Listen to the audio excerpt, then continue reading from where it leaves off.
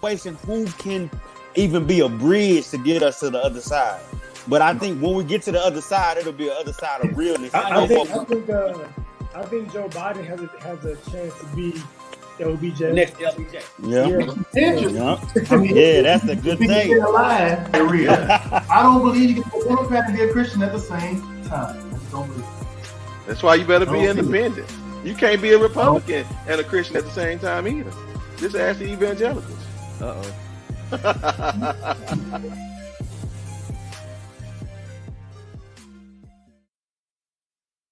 How are you? I'm good. How are you?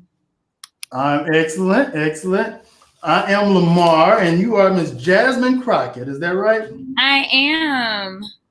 Excellent. Well, I'm glad you decided to come on today. Thank you for accepting my invitation.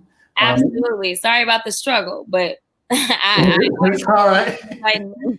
It's okay. I just want to start out. This is more just conversational. I just want to talk to you a little bit. And, we don't get a lot of opportunity to talk to politicians up close and personal and ask real questions, right? So I want to take that opportunity now. And I always want to give my disclosure. Most of my audience, I would venture to say that they are Democrats. Okay. I'm not sure if you've seen our show, but it gets a little crazy. So after our interview is over, definitely stay on. Definitely watch if you haven't watched the show. There's a whole lot of craziness going to go on once you leave.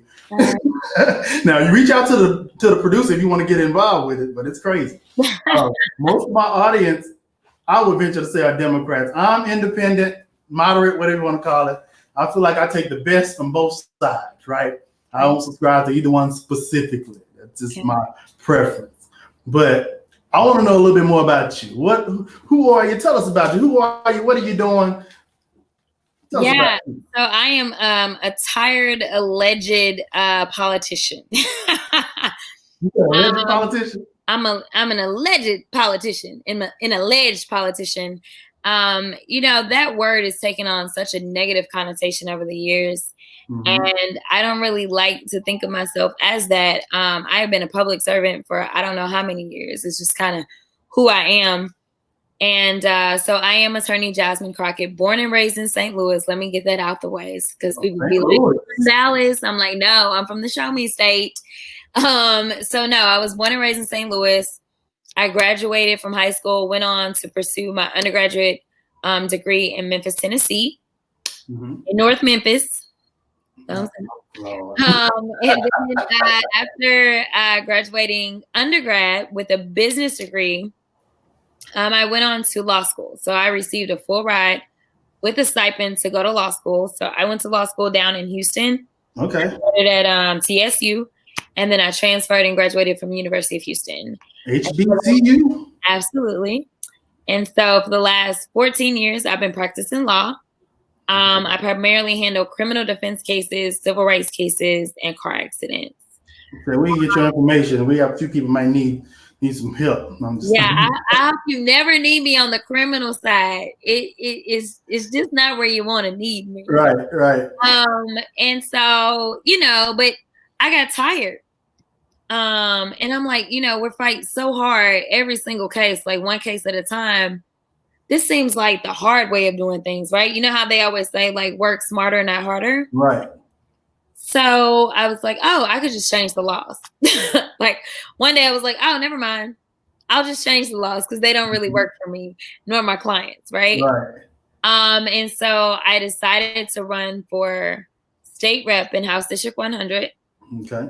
Which is the seat that was vacated by our now mayor of Dallas. And so it encompasses South Dallas, East Dallas, going all the way until you get to the first part of Mesquite, and then a small part of West Dallas. Okay. And so that's kind of who I am in a nutshell, but I'm always willing to answer more questions. Okay. All right. So what is it? What's your cause that you're going to be tackling when you get to Austin? I'm just going to go ahead and speak it. You're going to get in there, right? God has been by our side this entire campaign because there's a lot of little devils running around. No, so the things that are going to drive me are the things that drove me to run. What most people don't realize is that this job only pays $7,200 a year. $7,200 a year to go to Austin? and be a congresswoman, if you will? So when I'm talking about, so when people talk about, oh, there's a systemic issue, right? Yeah. What you mean? This is what we mean, right? Like the average person cannot go down to Austin for $7,200 a year. Right. Right. Like, so we only go down once every 2 years. And when we go down for 6 months.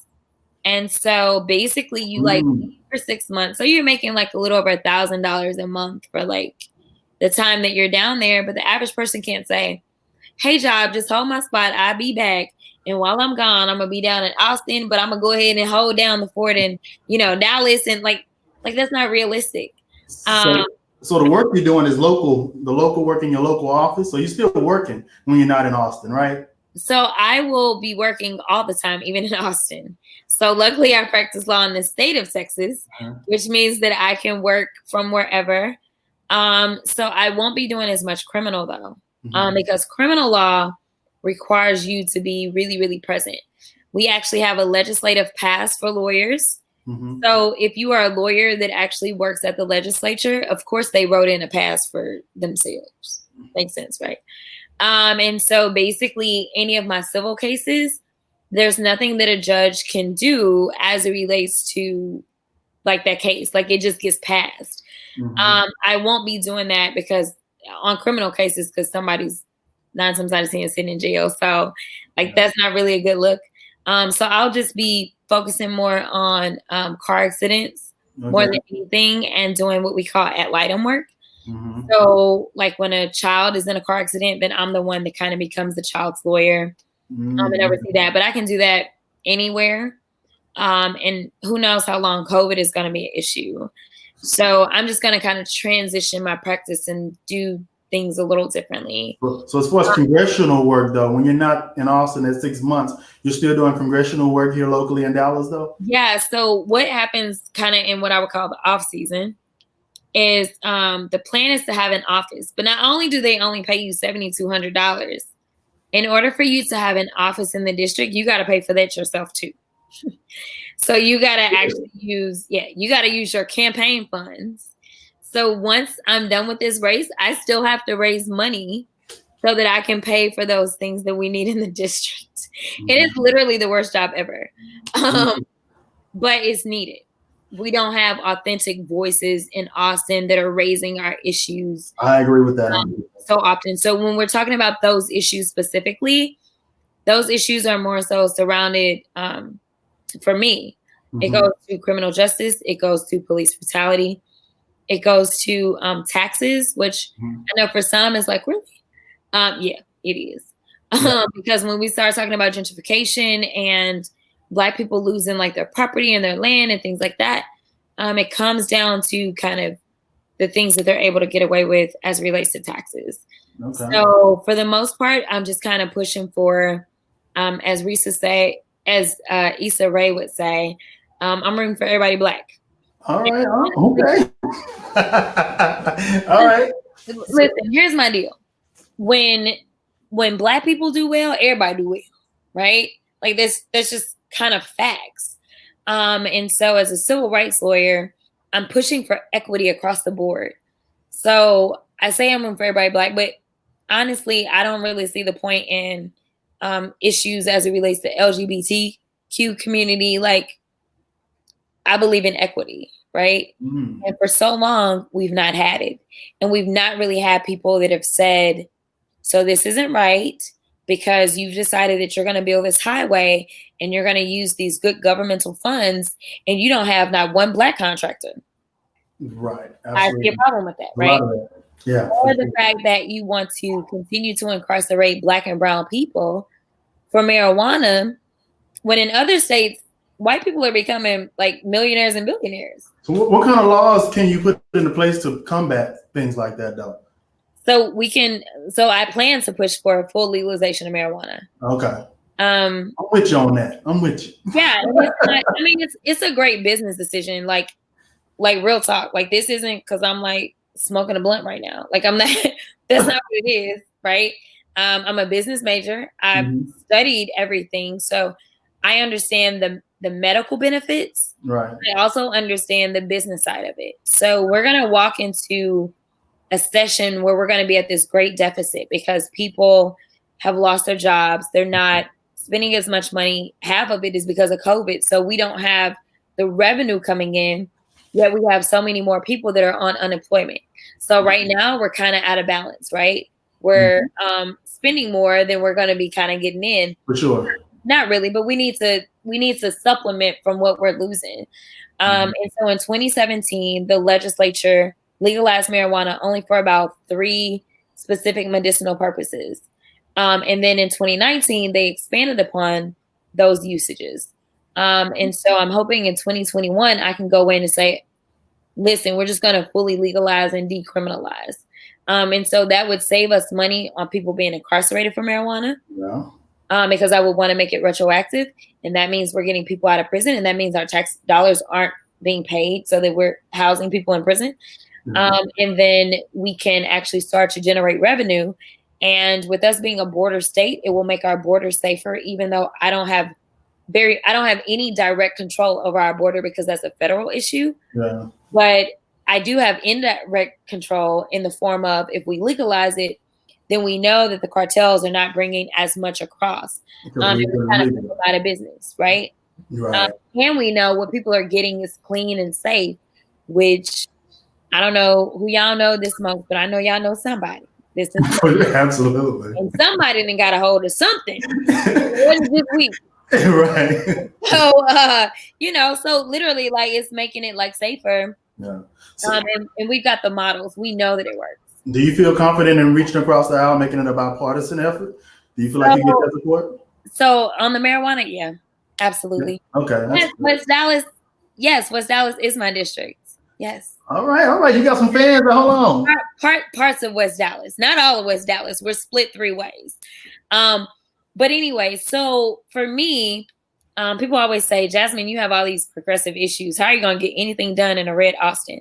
And so I was like, so the good thing is I understand colors. I understand red, blue, and I understand green. I understand green real good, right? Green is the most important. Green is the one. And so when I'm trying to reach across the aisle, it's really going to be kind of focusing on the green part of it.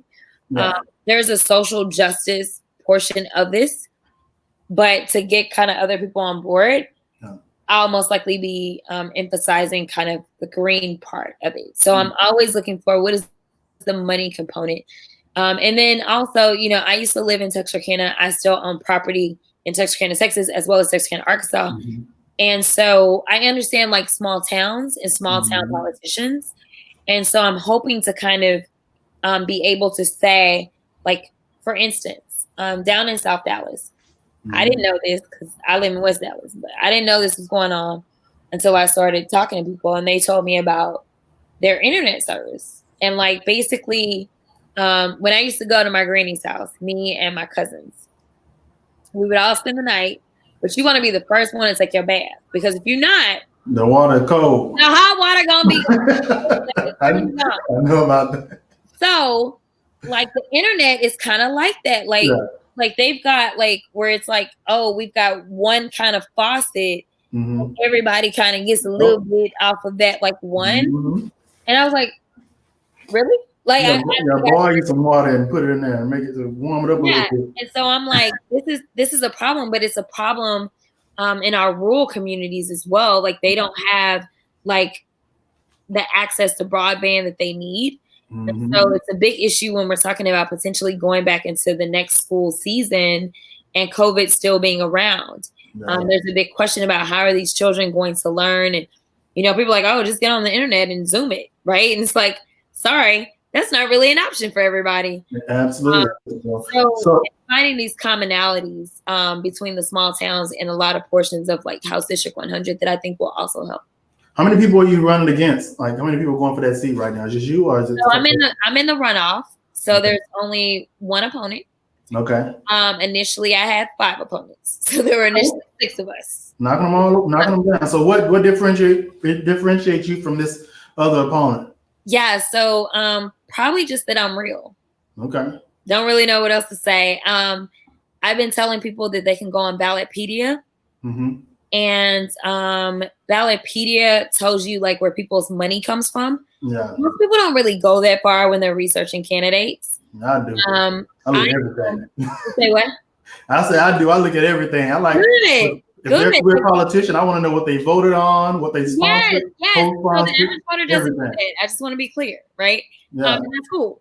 But Ballotpedia makes it really easy to like kind of just see some very basic kind of just stuff. Yeah. So all of my top donors are Black men. And I'm not saying, oh, you know, Black men donated $100 and they're my top donors. I'm talking about like thousands of dollars. Really? Okay. My top donors are Black men. They know what I'm about. They know what I'm trying to do. And that's kind of that.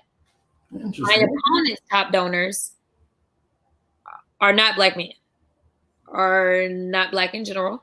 But for the most part, they're PACs, right? And so the reason that I bring that up is because I don't owe anything to those Black men other than probably looking out for them and making sure that law enforcement can't just kill them at will and get away with it. Right. Oh. Versus my opponent who has like these random PACs and random, you know, so, you know, where the allegiance will lie is a whole other issue. So that's one thing. Mm-hmm. I am actually a licensed attorney. A lot of times my opponent tries to talk about she graduated law school and she tries to kind of skirt the issue. She's failed the bar. So you don't have a bar card. And so the way that I like to kind of like tell people is, you know, are you going to take your car to be fixed? Are you going to take it to a heart surgeon or are you going to take it to a mechanic? You're going to take it to your uncle, the shade tree mechanic, or you're going to take it to the... Right. So the deal is like, and then, like I said, it only pays $7,200 a year. Yeah. Right. I don't really know where the money is coming from, but I do know that there's all these like big interest groups that are really interested. A game being played. Right. So I would like talking about like the ethical side of politics and things like that. Like it gets down to like you doing this kind of research, right? Absolutely. So I am unbossed. Yeah. Which is probably a problem for some. I think it's a good thing. You got your own monies. So right, but like, when it comes to the establishment, kind of presents an issue, right? But you know, the deal is I recognize that I wouldn't be here but for people that came before me, my ancestors marching in the streets, making it possible. I am single, I am childless. So when I'm thinking about what am I going to do for this modern day civil rights movement, I've been saying since day one, we're in the midst of a modern day civil rights movement. It wasn't once George Floyd was way alive when I was saying this, okay? Yeah. I've been in this race for a little over a year now. And I was saying it because I've been dealing with these cases of police brutality. And I've been seeing kind of the trend. Yeah. So for me, I'm saying, you know, what is my role? Where does God want me? What can I do best? And so when I got in, people were like, oh, opponents were like calling me like, well, you could be a judge. I can because I'm qualified. I get that, right? That's if I just wanted a title. Right. And I can tell you, if I would have run for judge, I wouldn't have had 5 opponents at all because you don't have lawyers running and, you know, whatever, right? Right on. So I wouldn't have had all these opponents at all. And I would have been making 6 figures as a judge. But that's not why I'm in it. You're trying to make legislative change, which I'm trying to make legislative change. Appreciate that. Exactly. I appreciate that. I like it. I got one more question for you. I don't want to hold you too long. So, how do you restore confidence? And because a lot of people have been like, you know what, these politicians are all the same.